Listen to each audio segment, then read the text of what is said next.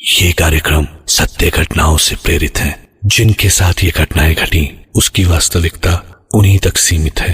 भूत प्रेतों और असामान्य विषयों के होने पर चैनल कोई दावा नहीं करता और न ही प्रोत्साहन करता है।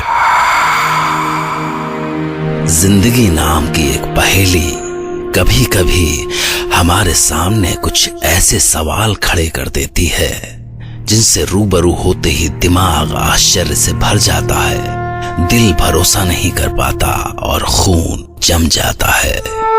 आज मैं एक ऐसा ही किस्सा लेकर आया हूं जो कहानी और किस्सों से निकलकर असल जिंदगी में हुआ और जिसने हर उस इंसान की रूह को डरा दिया जिसने भी ये सुना।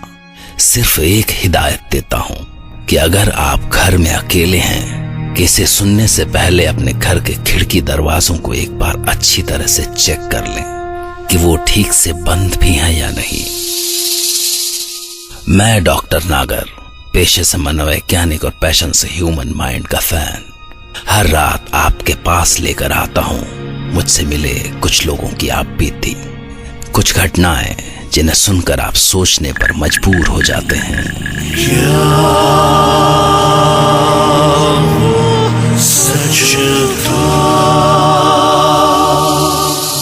आज हम सुनेंगे मुंबई के एक पुलिस इंस्पेक्टर प्रकाश साठे की आप बीती।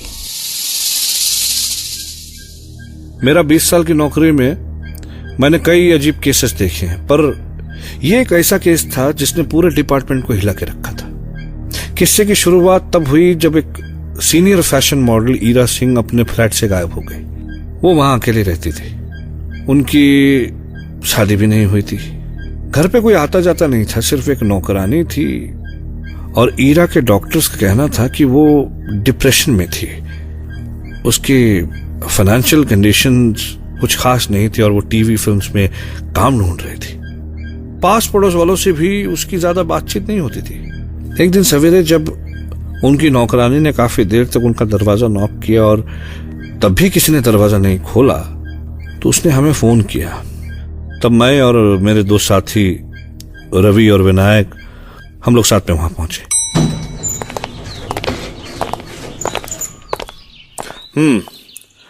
आखिरी बार तुमने उसको कब देखा था? साहब, कल मैं उनके घर से शाम को 8 बजे के आसपास निकली थी। तो वो शाम को घर पर ही रहती थी या कभी कहीं आती जाती भी थी? ना साहब ना, मैं उनका खाना बना के गई थी, वो तो घर पर ही रहती थी। ठीक है, तुम जा सकती हो। जोखम साहब। मैं बिल्डिंग के गार्ड से बात करके आया हूँ, उसने ईरा जी को कहीं आते या जाते नहीं देखा। तो फिर कहाँ गई होगी? विनायक, कॉल रिकॉर्ड चेक कर और सारे पुलिस स्टेशन को खबर कर। पूरे शहर में कहीं ईरा की कोई खबर नहीं थी। हमने हर जगह खोजा पर कहीं नहीं मिले। पर केस पेचीदा तब हुआ जब उसी दिन रात को काय कुठे फिर से वो दिखे तो तुम चुपचाप उसका पीछा करना। क्या हुआ? विनायक, हमें अभी यहां से चलना होगा, चल।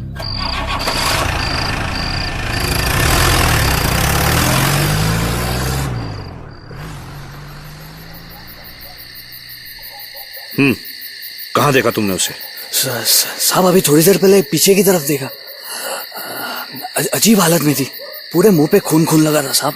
क्या कहीं चोट लगी थी? नहीं साहब, खून जैसे होली का रंग लगते ना वैसे पूरा मुंह पे खून। क्या? हाँ साहब। उस रात हमने वहीं पे पहरा दिया। रात भर कुछ नहीं हुआ। अगले दिन सवेरे हमने पूरी बिल्डिंग को इन्फॉर्म कर दिया कि अगर ईरा दिखे तो वो हमें तुरंत इन्फॉर्म करे। पर अनफॉर्चुनेटली अगले दिन रात को उस बिल्डिंग के गार्ड की किसी ने बड़ी बेरहमी से हत्या कर दी। डरो मत, बताओ, साफ साफ बताओ। साहब, आज चौथे माले में पार्टी थी तो वहाँ काम खत्म करते करते देर हो गई। जब मैं वहां से निकली तो मुझे ईरा मेम साहब दिखाई दी, बिल्डिंग के पीछे। उन्होंने गार्ड को पकड़ रखा था। अरे ईरा मेम साहब और यो गार्ड!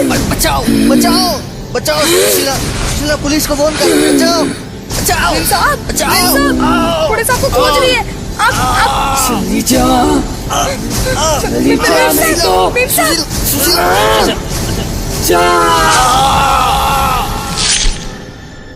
साहब, उसके बाद जो देखा, उसके बाद तो मैं वहाँ एक मिनट भी नहीं रुक पाई। मैंने देखा ईरा मेम साहब ने अपने नाखून से गार्ड के गले पर वार किया। उनके नाखून अजीब से लंबे हो गए थे। गार्ड तभी बेहोश हो गया और ईरा मेम साहब उसका खून पी रही थी। क्या डोका फिरला वाटते साहब, मैं झूठ ना बोल रही, सच कहूँ साहब, मेरी बात मानो। सुशीला के साथ हम उसी जगह गए जहां उसने ईरा को देखने का क्लेम किया था। She was right. उस गार्ड की बॉडी वहीं पड़ी थी। हमने लाश की प्राइमरी फॉरेंसिक जांच के बाद बॉडी को पोस्टमार्टम के लिए भेज दिया, पर उस जगह काफी खून था और जिस बेरहमी से उस गार्ड की मौत हुई थी वो कोई मामूली बात नहीं थी। सुशीला इस गुनाह की एक लौती चश्मदीद थी, पर ईरा ऐसा क्यों कर रही थी? और सबसे बड़ा सवाल ये था कि वो ये सब करके गायब कहां हो जाती थी। पर अगर ये खूनी ईरा ही थी तो उसे पकड़ने के लिए हमने एक रास्ता निकाला। सुशीला, तुम ये कर लोगी? हाँ, नहीं, जी पर डरो मत, हम तुम्हें देखते रहेंगे। ईरा ने अगर तुम्हें खून करते देखा है तो वो तुम्हारे पीछे जरूर आएगी। पर साहब, उन्होंने अगर मुझे पकड़ लिया तो? घबराओ नहीं, हम है ना। ईरा को पकड़ने का यही एक रास्ता था। हमें पूरी उम्मीद थी कि वो शायद ईरा के पीछे जरूर आएगी, क्योंकि कोई भी खूनी अपने पीछे कोई सबूत नहीं छोड़ता। तो हमने ये प्लान बनाया कि अगले दिन रात को सुशीला अकेले उसी रास्ते से जाएगी जहां पे गार्ड का खून हुआ था। तो अगले दिन रात को हम एक टीम के साथ वहां पहुंच गए। सुशीला बट ऑब्वियस थोड़ी डरी हुई थी। सुशीला, जी तुम वैसे ही जाना जैसे कुछ हुआ ही ना हो। जी ईरा को हल्की सी भी भनक नहीं लगनी चाहिए कि जी। चारों तरफ पुलिस थी। किसी तरह सुशीला धीमे धीमे उस जगह की तरफ बढ़ रही थी। सुशीला उधर पहुंच चुकी थी, पर ईरा का कोई नामो निशान नहीं था। सुशीला बहुत ज्यादा डरी हुई थी कि तभी हमने देखा कि ईरा एक तरफ से एकदम जैसे वो ज़ॉम्बीज नहीं चलते हैं, बिल्कुल उस तरह से चलते हुए आ रही है। ईरा को ऐसे देखकर एक मिनट के लिए हम सब चौंक गए थे। मैंने फोर्स को आगे बढ़ने से रोक लिया। हम देखना चाहते थे कि वो आखिर क्या करती है। अरे दीदी, आप कहाँ थे इतने दिन से? ये तूने अच्छा नहीं किया सुशीला। पर मैंने क्या किया? तू जानती है नहीं दीदी, तुझे नहीं छोड़ूंगी। माफ कर दो, मैंने माफ कर दो दीदी।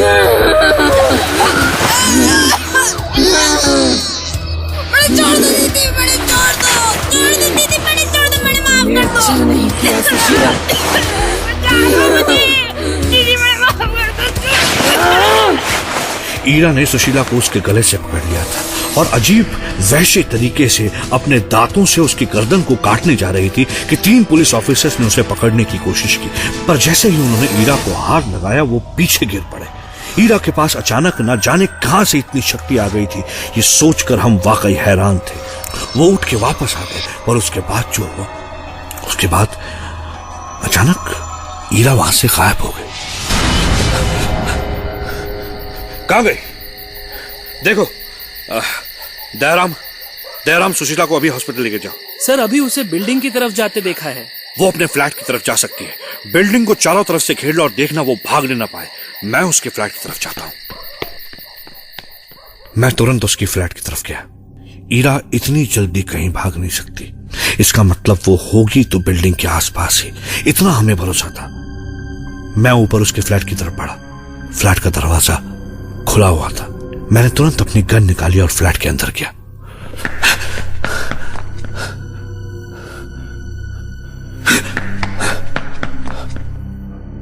ईरा, बेहतर होगा तुम बाहर आ जाओ।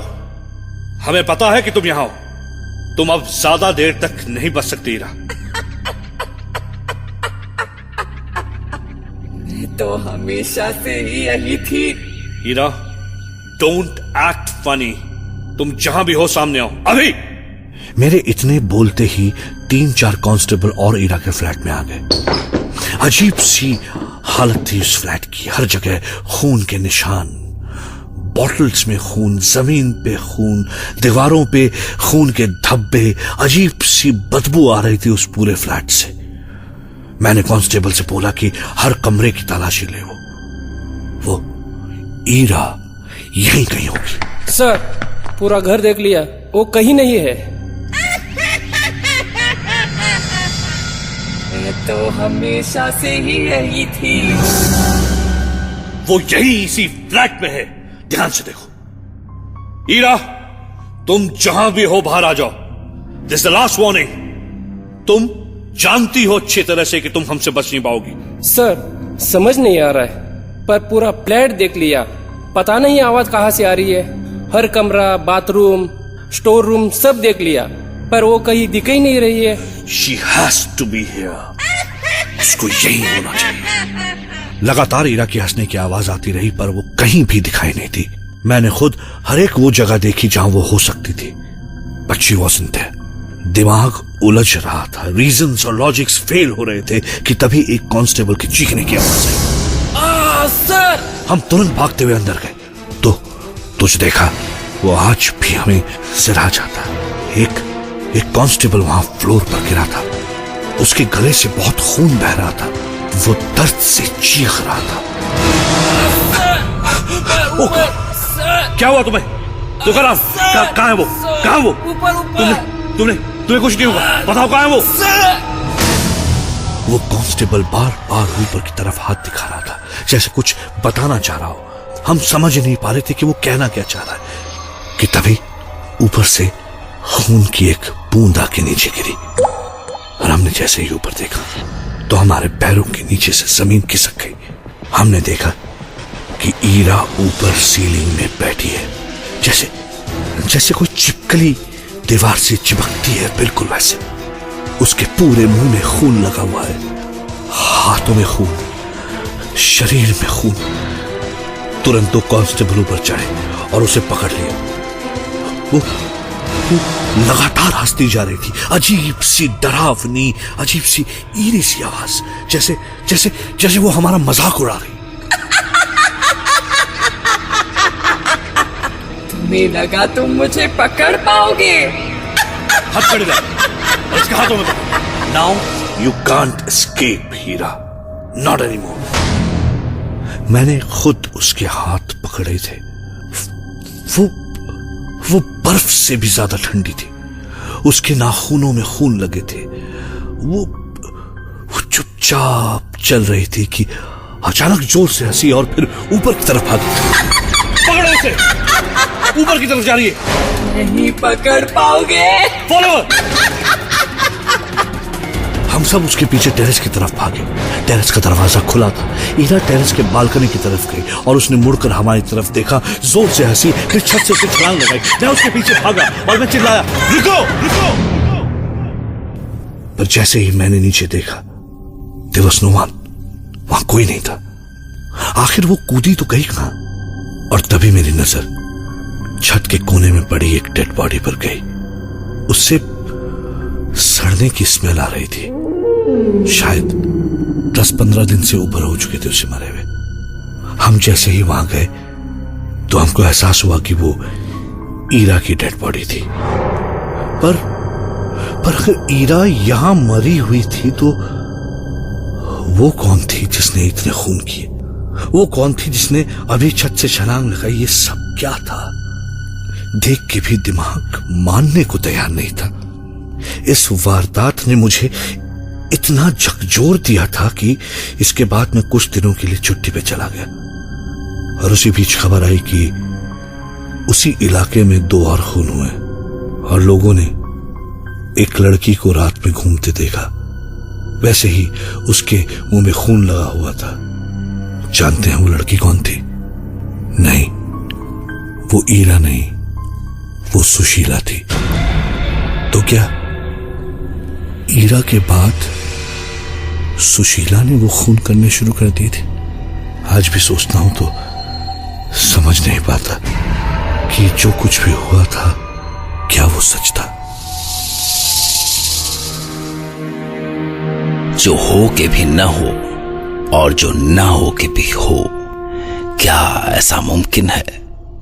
प्रकाश एक एक्सपीरियंस्ड पुलिस ऑफिसर हैं और ये उनकी आप बीती है। एक औरत जो लोगों को मारकर उनका खून पीती है और वो खुद भी मरी हुई पाई जाती है।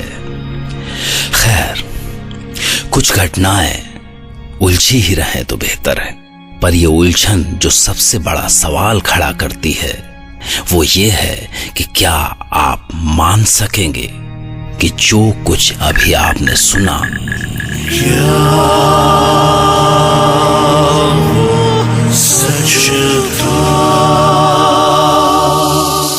खैर, मैं डॉक्टर नागर कल रात आपसे फिर मिलूंगा एक नई सच्ची घटना के साथ। और एक आखिरी बात, रात को घर से मत निकलिएगा। Good night, take care.